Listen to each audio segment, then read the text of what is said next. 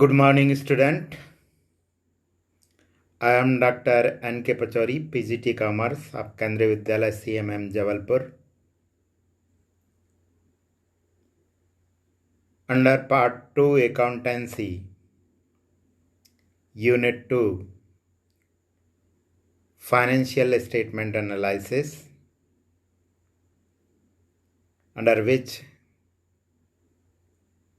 we will discuss today a topic, Analysis of Financial Statement Part 2.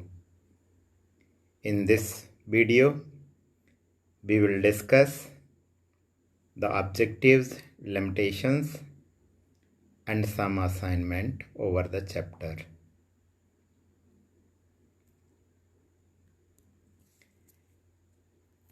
Objectives of financial statement.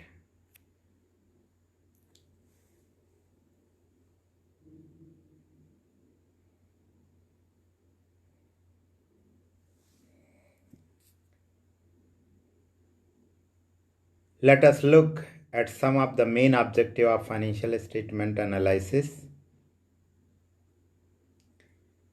Number 1, reviewing the performance of a company over the past period. इसके अंदर हम past performance को review करते हैं.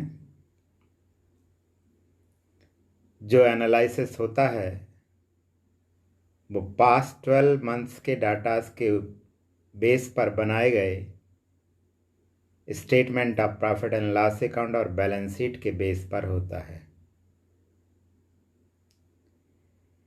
To predict the future prospects of a company, past performance is analyzed. Company भविष्य में कैसा progress करेगी इसको जानने के लिए कंपनी का पास्ट परफॉर्मेंस एनालाइज किया जाता है.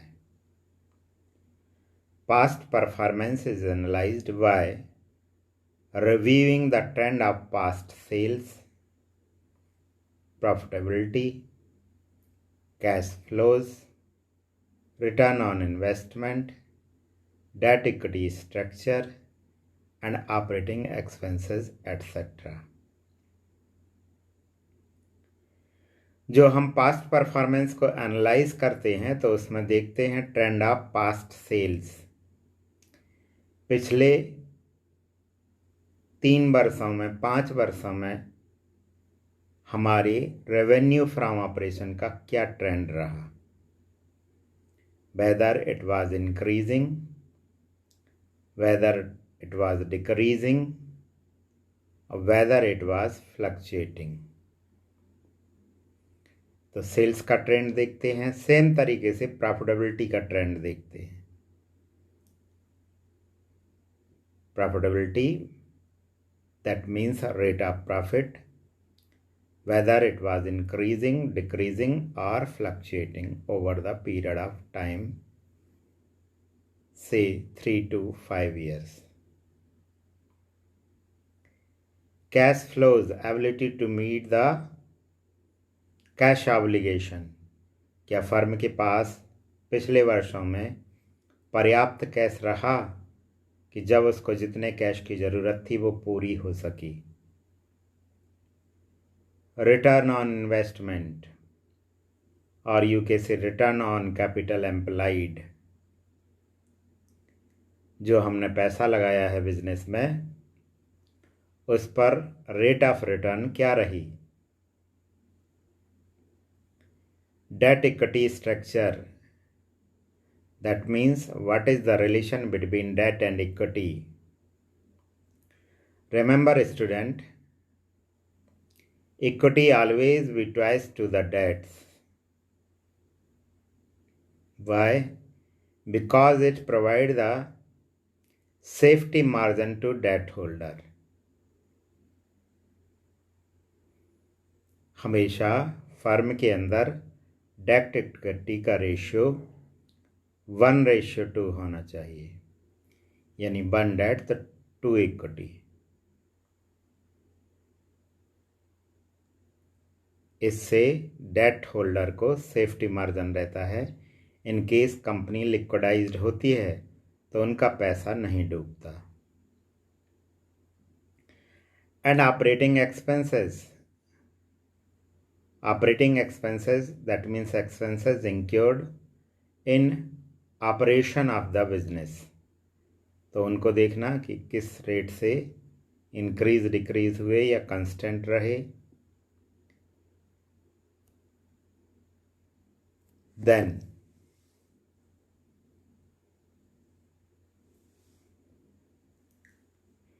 Second, assessing the current position and operational efficiency,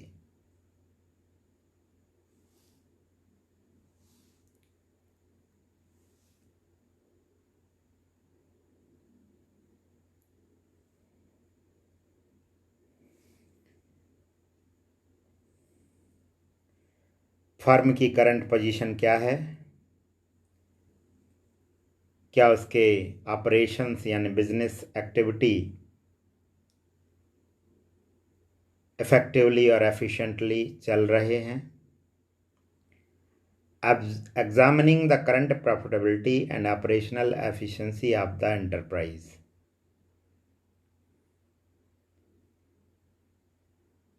current position और ऑपरेशनल एफिशिएंसी को एग्जामिन करना यानी कि चेक करना, so that the financial health of the company can be determined, इससे हम कंपनी की फाइनेंशियल हेल्थ यानी फाइनेंशियली साउंडनेस निर्धारित करते हैं। For long term decision making, assets and liabilities of a company are reviewed, लंबी अवधि के बिजनेस के फेवर में डिसीजन लेने के लिए एसेट और लायबिलिटीज को रिव्यू किया जाता है, यानी यूजलेस को ख़त्म करना और यूज़फुल को बढ़ाना, यूज़फुल एसेट्स एंड लायबिलिटीज़ को इंक्रीज करना और यूजलेस एसेट एंड लायबिलिटीज़ को डिक्रीज करना, ये रिव्यूड है। Analyse helps in finding out earning capacity, इस एनालिसिस से हम कंपनी की फर्म की अर्निंग कैपेसिटी को मेज़र करते हैं and operational performance of the company, company का ऑपरेशन यानी कि ऑपरेटिंग एक्टिविटी कैसे चल रही है, इन तमाम बातों को चेक किया जाता है।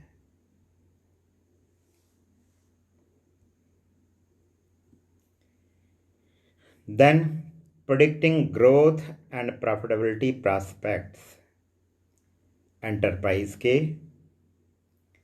फ्यूचर ग्रोथ और प्रॉफिटेबिलिटी के बारे में प्रेडिक्शन करना, पूर्वानुमान लगाना। Top management is concern with future prospects of a company, top management का हमेशा एक ही एम होता है कि कंपनी को भविष्य में और आगे कैसे प्रोग्रेस दी जाए। Financial analysis helps them in reviewing the investment alternative for judging the earning potential of the enterprise, तो जो एनालिसिस ऑफ फाइनेंशियल स्टेटमेंट होगा वो हेल्प करता है रिव्यू करने के लिए इन्वेस्टमेंट अल्टरनेटिव, यानी कि कहाँ पर पैसा बढ़ाया जाए और कहाँ पर पैसा कम किया जाए या निकाला जाए,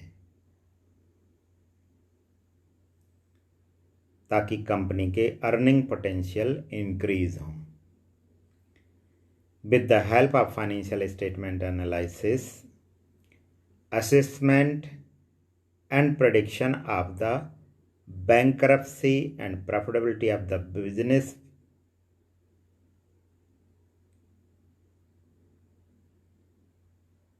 and business failure can be determined.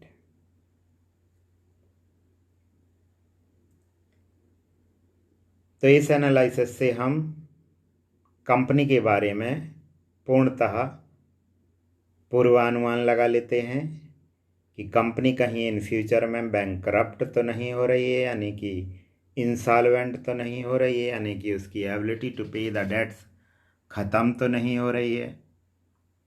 Company की प्रॉफिटेबिलिटी बराबर बनी रहेगी इन फ्यूचर या नहीं, या कंपनी इन फ्यूचर फेल हो जाएगी। तो इस तरह से हम कंपनी के ग्रोथ और प्रॉफिटेबिलिटी प्रॉस्पेक्ट्स का प्रेडिक्शन करते हैं।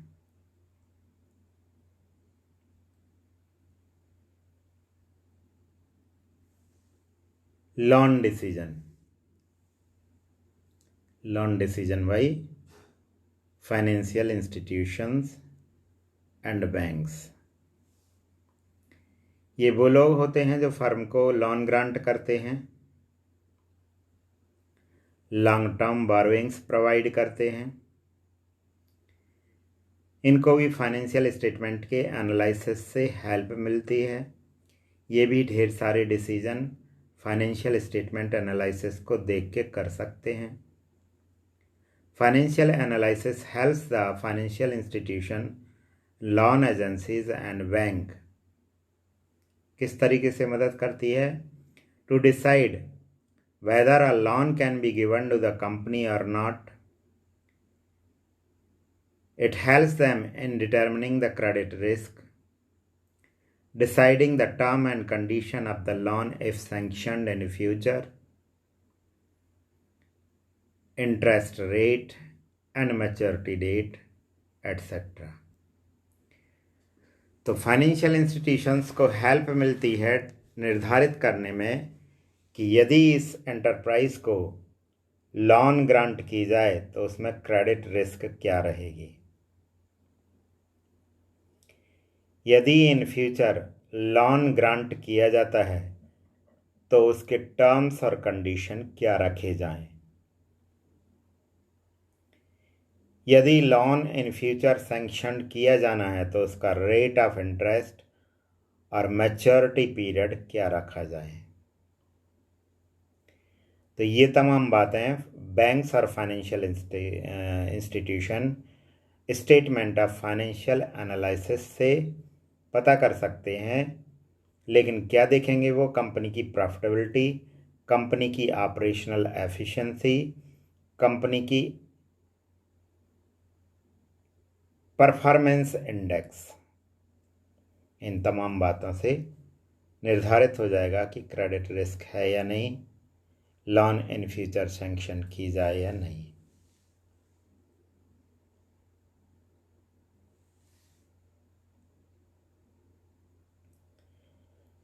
Now there are some limitations also. Although there are many advantages of the financial statements,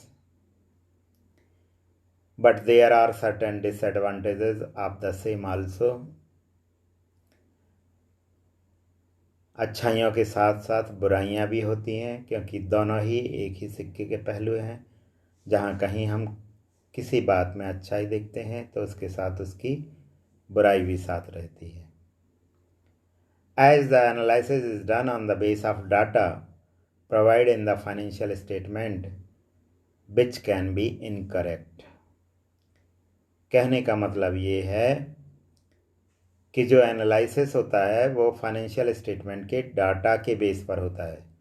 जो statement of profit and loss और बैलेंस शीट हमको बना के दी जाती है, उसी को देखकर उसी पर प्रोडिक्शन किया जाता है।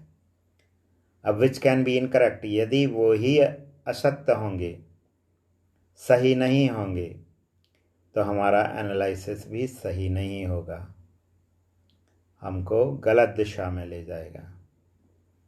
Hence, it is necessary for the firm to consider in the mind of various limitation as well at the time of analysis of financial statement. तो जब भी कभी आप फाइनेंशियल स्टेटमेंट का एनालिसिस करें तो ज़रूर अपने दिमाग में इन लिमिटेशन को साथ लेकर चलें, तो आपके द्वारा लिए गए डिसीजन ज़्यादा साउंड होंगे, परफेक्ट होंगे।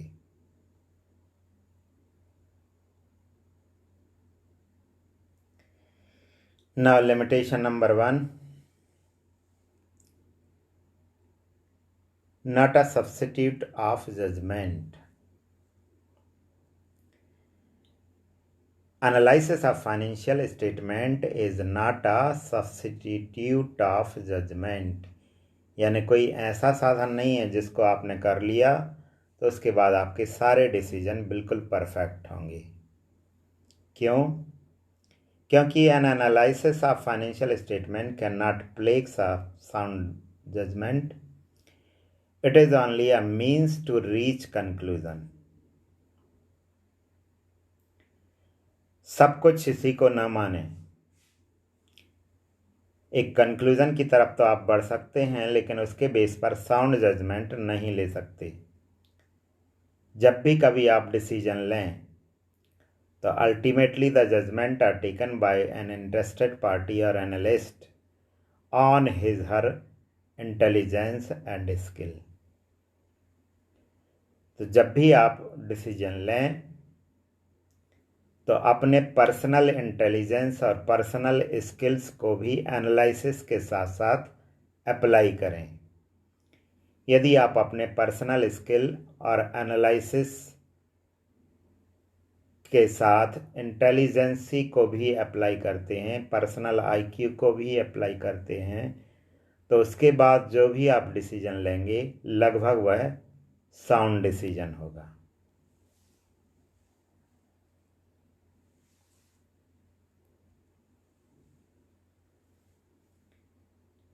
Based on past data.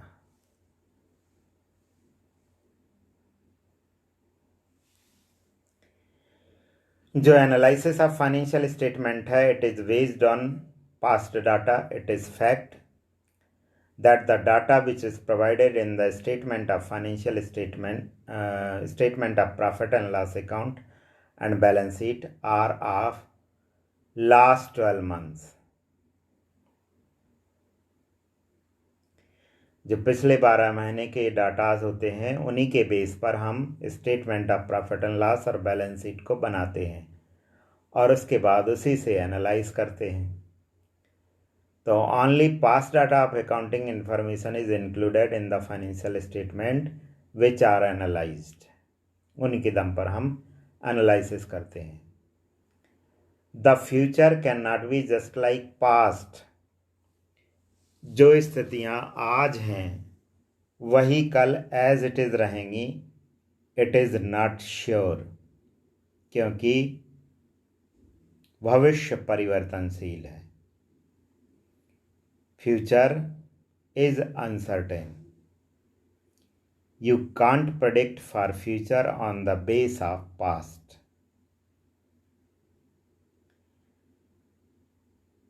Hence, the analysis of financial statement cannot provide a base for future estimation, forecasting, budgeting and planning। ये हमारे मेन फंक्शन होते हैं टॉप मैनेजमेंट के। फ्यूचर एस्टिमेशन, फॉरकास्टिंग, बजटिंग और planning. लेकिन याद रखें कि भविष्य अनिश्चित है, तो पास्ट के बेस पर पास्ट जैसा ही फ्यूचर रहेगा ये बिल्कुल ज़रूरी नहीं है। तो कहना ये पड़ेगा कि on the basis of analysis we can't predict for future estimation, forecasting, budgeting and planning, क्योंकि कल परिस्थितियां अलग होंगी और बदली हुई परिस्थितियों में हमारा रोल भी हमको चेंज करना पड़ेगा। हमें अपनी पॉलिसीज़, रूल्स, रेगुलेशन भी अकॉर्डिंगली चेंज करने होंगे।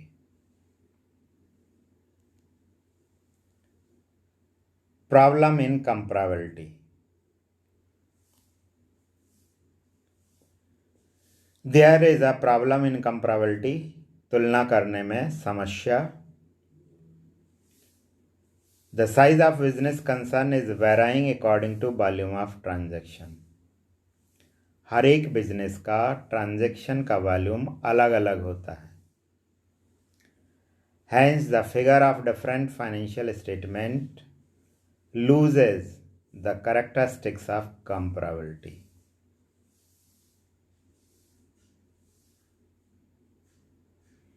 क्योंकि हर एक बिजनेस का ट्रांजैक्शन वॉल्यूम अलग अलग होगा और अलग अलग होने से हम एक फर्म की दूसरी फर्म से तुलना नहीं कर सकते,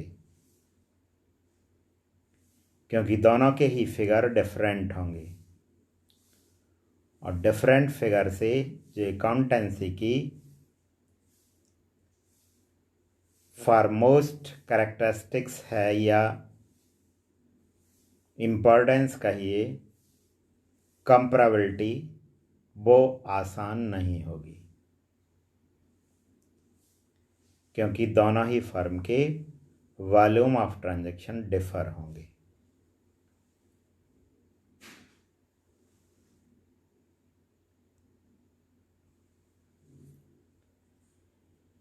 रिलायबिलिटी ऑफ फिगर्स, जो डाटाज दिए गए हैं उन पर भरोसा। Sometimes the content of financial statements are manipulated by the accountant. Manipulated and window dressing has been provided by the accountant. If so, the analysis of financial statement results in misleading or meaningless. कहने का मतलब ये है कि क्या हम financial statement में दिए हुए फिगर्स के ऊपर, डाटास के ऊपर भरोसा कर सकते हैं? यदि अकाउंटेंट ने अपना पर्सनल बायस लेकर डाटास को मैनिपुलेट कर दिया है, विंडो ड्रेसिंग कर दी है। विंडो ड्रेसिंग क्या होती है? शो द रोजी picture of the financial statement, यानी जो परिस्थितियां नहीं हैं या जो गड़बड़ियां थीं उनको छुपाकर द बेस्ट वे से प्रेजेंट करना ताकि कोई उनको पकड़ ना सके, दैट इज विंडो ड्रेसिंग। तो यदि फिगर्स और डाटाज अकाउंटेंट ने पर्सनल बायस लेकर मैनिपुलेट कर दिए हैं, विंडो ड्रेसिंग कर दिए है, तो हमारे जो रिजल्ट होंगे वो हमको परफेक्ट नहीं मिलेंगे। The results which are find out by the statement of financial statement analysis will mislead to us and will be meaningless to us.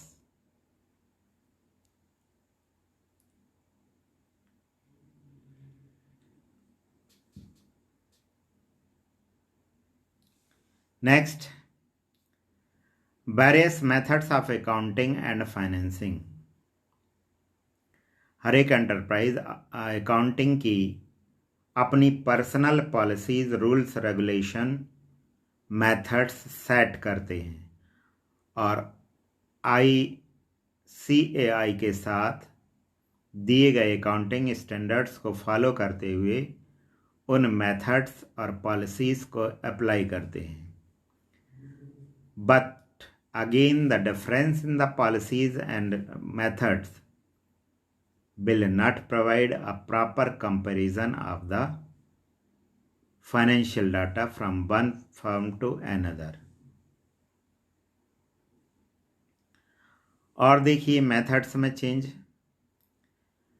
The closing stock of raw material is valued at purchase cost. The closing stock of finished goods is valued market price और cost price whichever is less. तो firm का raw material का stock जो होगा वो purchase cast पर value होता है, जबकि फिनिश गुड्स का जो क्लोजिंग स्टॉक होगा वो कास्ट और मार्केट प्राइस इन दोनों में जो कम हो उस पर वैल्यू होता है। In general the closing stock is valued at cost at market price whichever is less. तो जनरली हम ये नहीं देखते कि वो stock closing stock of raw material है, closing stock of finish goods है, हम उसको क्लोजिंग स्टॉक मान के कास्ट और market whichever is less पर वैल्यू करते हैं.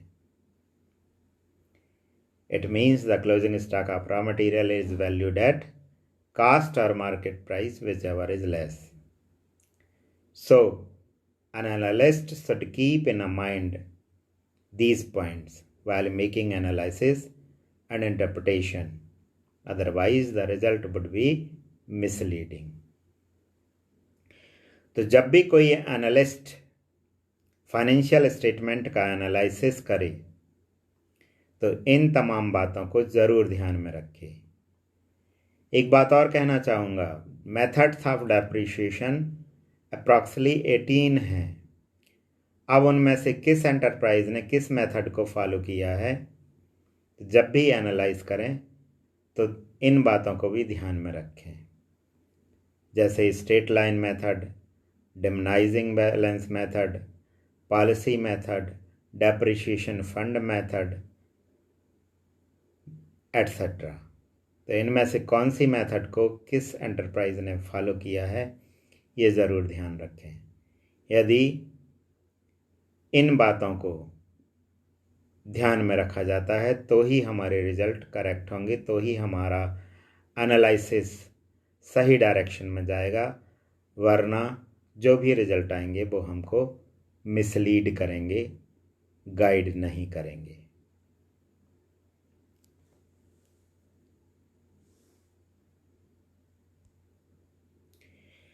Now there is some assignment question.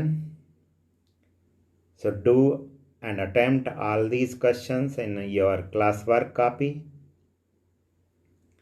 with question and answers. Hints मैं ये देता हूँ, आप इनको अपनी नोटबुक में कॉपी करें. What is meant by financial statement analysis, तो इसमें आपको मीनिंग लिखना है. मीनिंग आपको वीडियो 1 में दिया गया था और यहाँ पर हिंट के तौर पर मैं बता देता हूँ.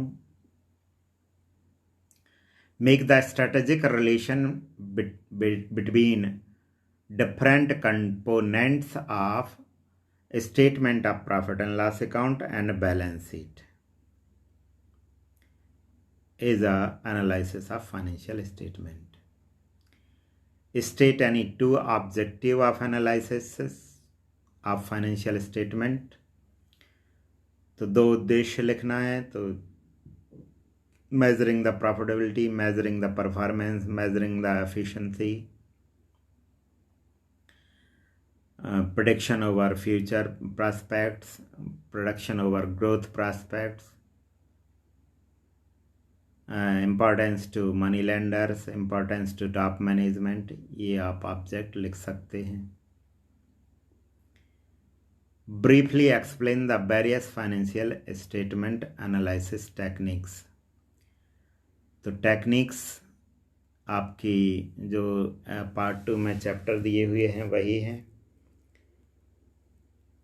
Comparative income statement, comparative balance sheet, common size income statement, common size balance sheet, ratio analysis, cash flow statement, fund flow statement, ये आपकी टेक्निक्स हैं. What is horizontal analysis of financial statement. तो हॉरिजॉन्टल एनालिसिस वो है जब सामने के ही दो फिगर आपस में रिलेशन में लिए जाते हैं. जैसे बैलेंस शीट से आप लॉन्ग टर्म बोरोइंग्स ले रहे हैं लायबिलिटी साइड से, तो फिक्स्ड एसेट ले रहे हैं एसेट साइड से, और दोनों का रेशियो लगा रहे हैं, तो आपका ये हॉरिजॉन्टल एनालिसिस होगा. State any 3 advantages and 3 limitations. तो ये अभी इसी वीडियो में आपको बताए गए थे. advantages to bankers, advantages to money lenders, advantages to top management for prediction, for making future planning, for betterment of business, for growth prospects of the business. 3 limitation भी अभी अभी आपको बताई गई थी। Based on past figures, based on historical cost, ignoring price level change, window dressing etcetera. कोई भी 3 limitation, 3 advantages आप लिख सकते हैं। Explain briefly the importance of financial analysis for financial manager and top management. तो ये आपके हेडिंग के ही साथ दिए थे, वही आपको लिखना है।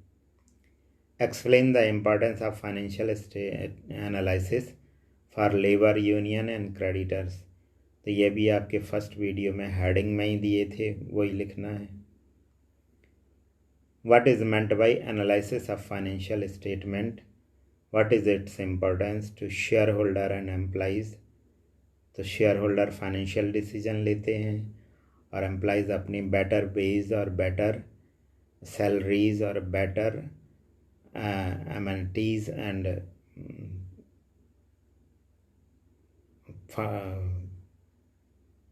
पैसे की डिमांड करते हैं। Okay, thank you and have a good day.